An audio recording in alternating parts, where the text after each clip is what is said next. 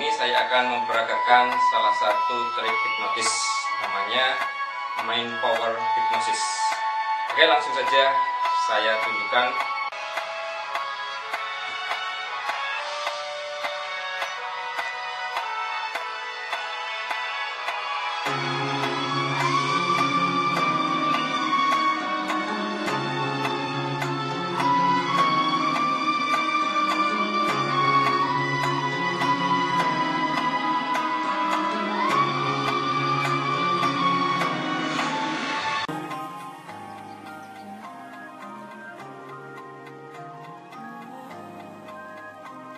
Salam hipnotis, salam sejahtera buat semuanya.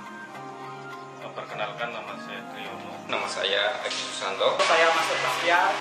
Salam hipnotis. Nama saya Junaidi.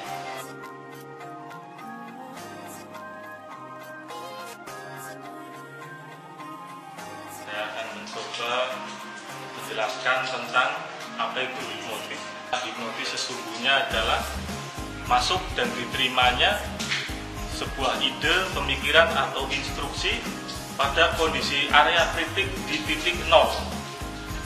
Pada saat dimana kita memberikan ide dan ide itu diterima tanpa adanya kritikan sedikit pun dari target kita, maka kita sesungguhnya sudah menghipnotis orang tersebut.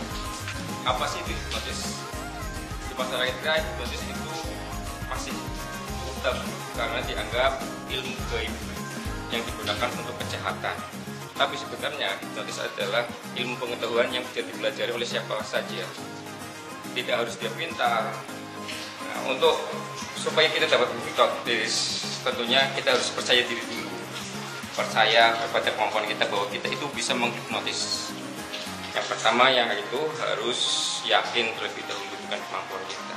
Hipnotis adalah ketika seseorang memberikan sugesti pada orang lain dan pada saat itu orang itu menerima dan kesadarannya itu bisa dikendalikan oleh orang yang memberi sugesti, maka pada saat itulah orang terkena hipnotis.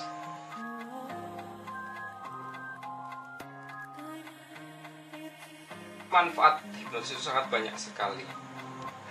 Seperti yang kita ketahui sekarang di dunia kedokteran, khususnya pada dunia kebidanan, untuk ibu-ibu yang sedang mengandung supaya dalam proses persalinan tidak merasakan rasa sakit dan mudah dalam persalinannya, para bidan atau dokter menggunakan suatu metode hipnoterapi disebut dengan hypnobirthing. Ya, hypnobirthing. Melalui hypnobirthing, si ibu ini yang sedang melakukan persalinan bisa dengan santai, bahkan tidak merasakan sakit saat melakukan atau saat melahirkan anaknya. Terus di dunia pendidikan, guru-guru, dosen-dosen atau pakar-pakar pendidikan yang lain sekarang banyak yang menggunakan metode baru, yaitu dengan metode hipnotis yang disebut sebagai hypno-learning. Dengan hypno-learning, para guru, para dosen bisa mengondisikan anak didiknya yang tadinya sulit untuk belajar, mereka menjadi gemar belajar, senang dengan pelajaran, sehingga mencapai suatu prestasi yang membanggakan atau suatu prestasi yang dikehendaki. Dalam bidang trading forex misalkan, para trader banyak juga yang menggunakan metode ini dengan hipnotis. Sebutan yang terkenal yaitu dengan hypno trading. Dengan hypno trading, para trader ini untuk mengeksekusi perdagangan lebih tenang, tidak gerusa-gerusu, sehingga mereka mendapatkan hasil yang maksimal dan tercapai keuntungan yang dikehendaki yang sebesar-besarnya. Beda ketika mereka melakukan trading dengan tanpa hypnotrading.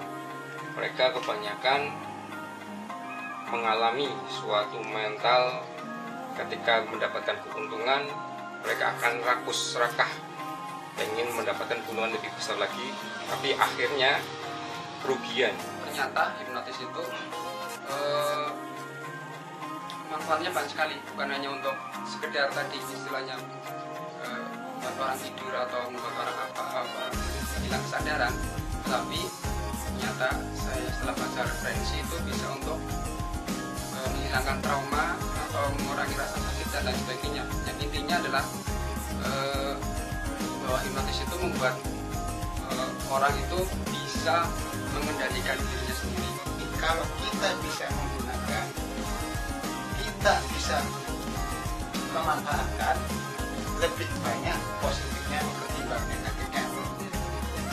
Semuanya didasari juga dengan iman dan fondasi masing-masing penghipnotis. Untuk kesembuhan, untuk melahirkan, untuk mengurangi rasa sakit ketika seseorang mengalami penderitaan sakit seperti kayak kanker, tumor, sementara untuk membeli obat menghilang rasa sakit tidak ada uang, maka tugas seorang hipnotis adalah membantu mengurangi rasa sakit. Jadi bukan untuk menghilangkan semuanya, tapi mengurangi rasa sakit.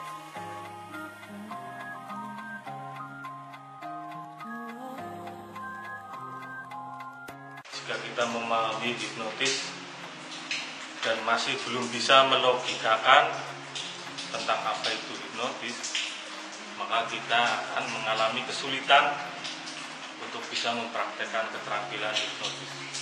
Karena hipnotis sesungguhnya adalah ilmu yang logis yang bisa kita kembangkan dengan baik. Selama kita memahami ilmu hipnotis secara gaib klinik, maka kita akan kesulitan untuk bisa mempraktekkan keahlian tersebut.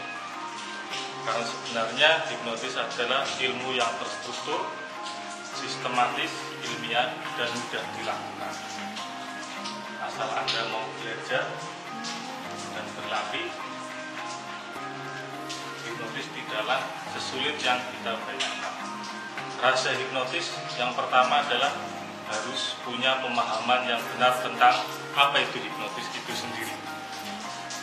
Yang pertama itu, sehingga kita bisa memanfaatkan fungsi dari hipnotis itu sendiri. Saya contohkan seperti ini. Anda mungkin punya seorang teman dan Anda mengatakan sebuah ide bahwa teman dari teman Anda itu ternyata di belakang dia membenci dia, dan teman tersebut mempercayai ide dari Anda tanpa ada pengkritikan sedikit pun. Akhirnya teman tersebut menjadi marah dan lain sebagainya, dan itulah sebenarnya hipnotis yang sudah Anda lakukan. Karena hipnotis adalah sederhana dan sudah ada di keseharian kita semuanya. Hanya di sini hipnotis dikemas secara profesional supaya memiliki manfaat yang lebih dan lebih baik lagi. Saya akan membahas rahasia hipnotis di Mind Control Strategies School of Hypnotism. Rahasianya apa sih hipnotis itu? Tentunya rahasia itu pada diri kita sendiri, pada pemahaman diri kita sendiri. Kalau pemahaman kita benar tentang hipnotis itu akan sangat mudah kita pelajari. Tapi kalau hipnotis itu kita yakini salah, kebenarannya akan sulit kita mempelajarinya. Untuk itu, sebelum kita mempelajari hipnotis, kita harus yakin bahwa hipnotis itu baik, bahwa hipnotis itu benar, dan bisa bermanfaat untuk kebaikan.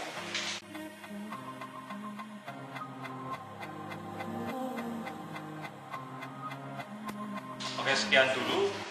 Salam hipnosis.